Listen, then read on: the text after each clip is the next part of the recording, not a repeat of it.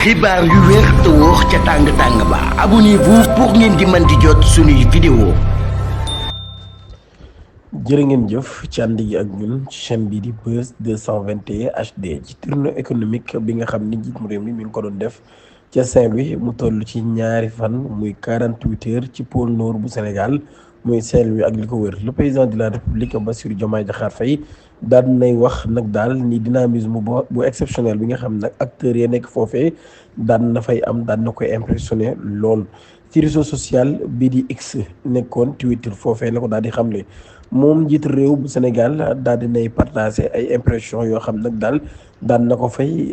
am ginnaaw bi nga xamee nag daan nay visité ay sites yu bëree bëri mu nekk nag ay sites stratégiques yoo xam ni nekk na ca boobu les régions nekk ca centre Koyka nekk ca Ndiayène Pendaaw ak compagnie sucrier sénégalais di CSS ba nekk ca Risatol waaye tamit daal jaar ca usine Saf ingrédient ba nekk ca Rousse Béthio ak casier agricole finance par la BAD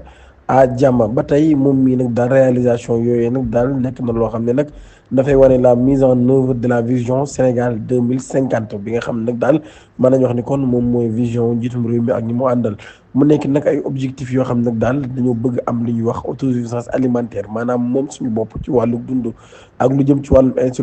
industrialisation du secteur agricole maanaam kon daal ci wàllum secteur agricole bi ñoo am la ñuy wax industrialisation ak li ñuy wax développement durable des régions. Le président Faye moom mi tamit daal daan nay wax waaye également président aussi daan na exprimer gratitude bi nga xam ne moom la am ci population ba nekk ca Saint-Louis ngir daal dalal gu am solo gi nga xam ni dalal nañ ko ak autorité administrative ak territoriale ya fa nekk yooyu yëpp daal ak mobilisation bu am solo bi nga xam ne daan nañ koy def. développement technologie El Malick Ndiaye daan nay dalal ab délégation d'experts de la KOICA.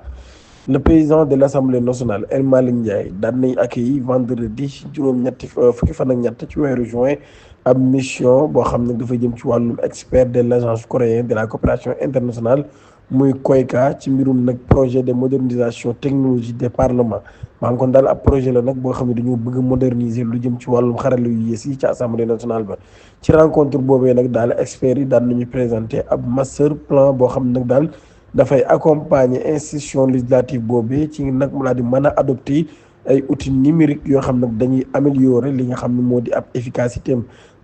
ba tey daal ci axe yooyee bokk na ci nag daal loo xam ni ñu daal di améliorer système de vote électronique bi maanaam daal fexe kon ba am ab système de vote électronique waaye tam modernisation de la régie technique.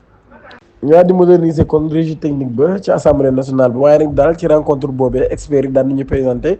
ab master plan comme ni ñu ko waxee woon sànq ngir nag daal ñu daal di kon mën a gën a ñoŋal assemblée nationale ba ci wàllum ci wàllum électronique wala sax kon daal lépp lu jëm ci wàllum digital ak yu ni mel waaye nag daal ba tey kon ci principaux axes yooyu nag daal bokk na ci kon daal di mën a nag daal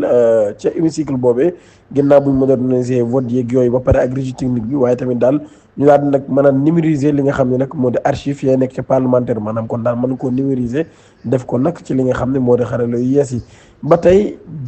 Bassirou Diomaye Diakhar Faye daan nay wax nag daal dina tontu wala sax dina taxaw ci préoccupation yi nga xam ni askan wa nekk ca jama daan nañ koy am nekk ay producteurs ab visite bu mu amoon ca jama ajuma président de la république Bassirou Diomaye Diakhar Faye daan nay wax nag daal dina apporter ay solution maanaam daal kon dina indi ay saafara yu concret ci jaaxle ya nga xam ni producteur ya nekk foofee ña ngi koy am waaye nag rawatina lu jëm ci wàllu nag pression bi nga xam ne daan nañ ko am muy pression aviaire bi nga xam ne daal dafay affecté bu baax a baax zone boobee ci wàllum mbay ak yu ni mel mu nekk nag ab zone agricole du nord du pays ba tey nag daal wax na daal ñun ñii nag daal ñun ñoo tànn ab dialogue ak ñi nga xam ne ñoon producteurs yi muy waxtaan déglu leen xam lan lañ bëgg waaye tamit daal ci taxaw ci nu mu gën a gaawee loolu le président de la République daal di wax moom mii wax nag daal loolu le gouvernement bi kon daal di bëgg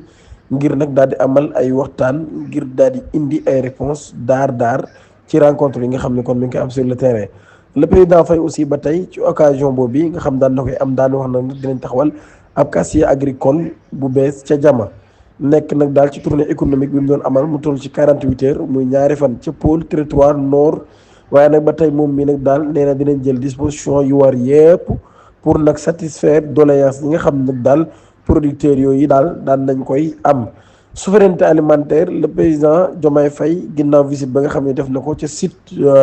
du projet de développement rural de Savoagne ci mbir moomee nag daal ci tournée économique bi muy def ba tey ci région bu Saint-Louis le président de la République Bassirou Diomaye Diakhar Faye daan nay dem ci site de projet de développement rural de Savoagne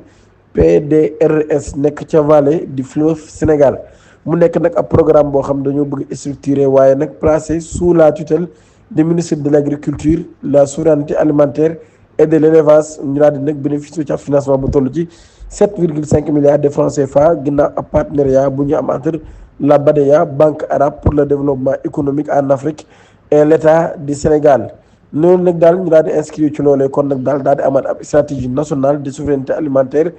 PDRS daan nay tax nag ñu daal di am ab aménagement bu toll ci 394 hectares 380 ñu daal koy consacré nag lu jëm ci wàllum riziculture ak yeneen 14 réserves de maraîchage en particulier pour les femmes les premiers résultats nag daal daan nay nekk ay résultats yu am solo lool ñu daal di am nag kon daal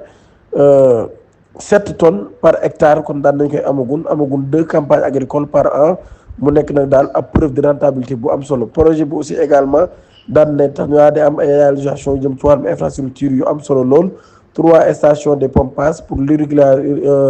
l'irrigation 3 magasins de stockage pour sécuriser les récoltes